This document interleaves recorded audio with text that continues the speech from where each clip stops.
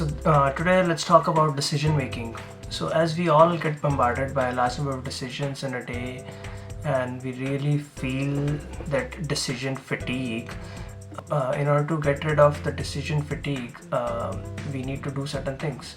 And as per a research, it's actually proven that if you encounter large number of decisions, your quality of decision is going to go down. So first thing first, take all the unimportant decisions of your day a night before a day. So you should make a list of your to-do list, or all the unimportant decisions like what clothes you'll wear, what is your schedule going to look like. So this will take the overload of decision making, like very easy decision making, out of your way.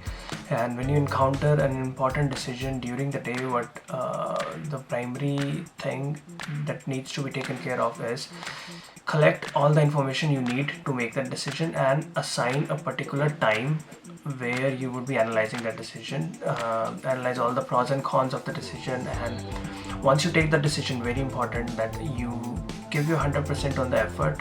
Don't think about the decision again and again, because that confusion of thinking whether did you take the right decision or not is actually going to make you feel the decision fatigue. So the golden rule is, once you decide, go for it 100%.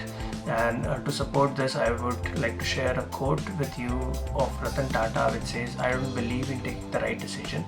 I take decision and make them right."